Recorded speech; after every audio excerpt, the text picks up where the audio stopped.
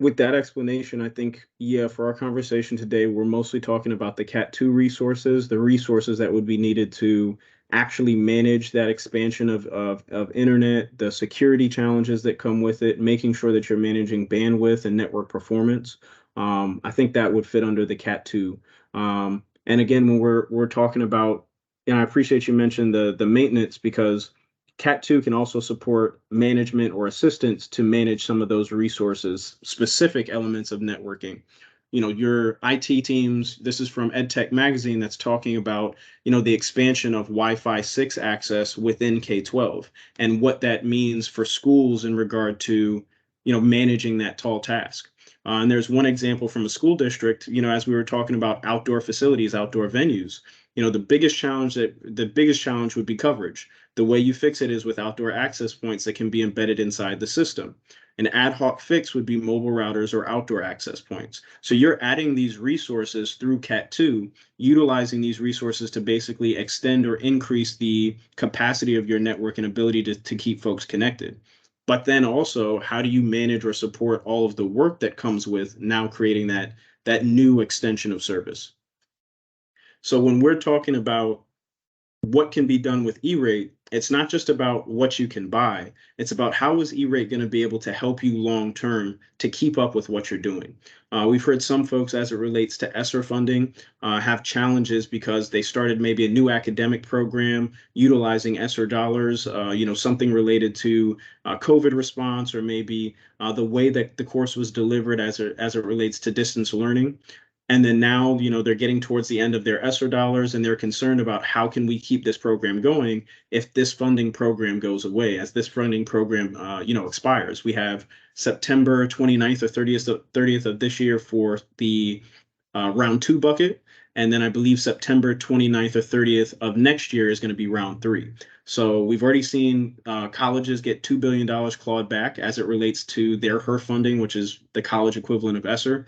We have a lot of schools that have spent their dollars, but plenty of more that still have a couple there. So as we're looking at, what you can do, you have ESSER, you have grants, you have E-rate. What can E-rate do? E-rate also covers managed resources, allows you to have specific and a narrow set of managed services as it relates to firewall and network management specifically within the E-rate program.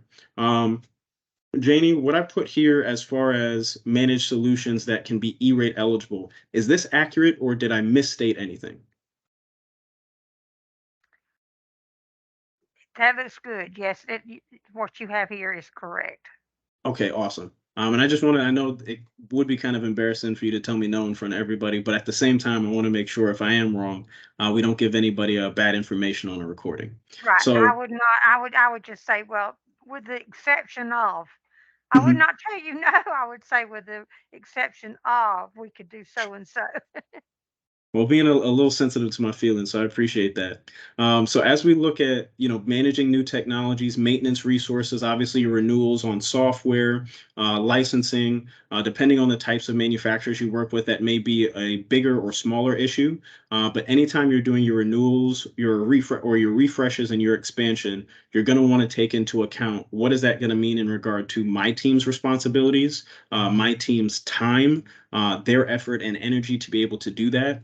There's only so much time in a day, and especially for K-12, if you're doing a large expansion, a large install project, is that summer time frame or maybe a couple of weeks in the winter break, is that going to be enough for you? Will you have time during the school year to get those things done? And that's especially beneficial in E-rate. E-rate allows you to cover services at the very least for your install and configuration completely.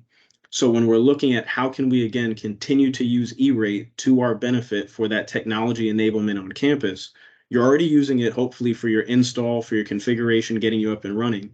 If you can use it to support management and to offload some tasks from time to time with your network as far as the patching and configurate or patching and updates to any configs. You're looking at firewall management. If you're just looking at the network monitoring aspect, making sure that what's going on your network, it's operating in the way that it needs to.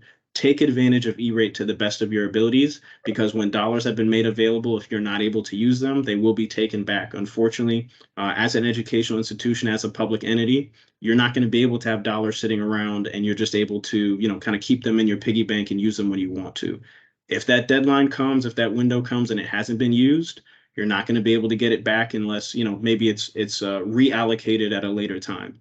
But if there's something there, please take advantage of it. Janie, I Right, think you might have want to say something.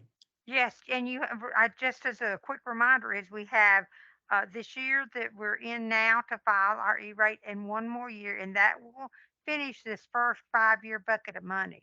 Mhm. And then in 3 years, we will start with a new bucket of money. But I just want to caution everybody, again, if you're gonna use, you need to make sure that you put out a 470 for all your services.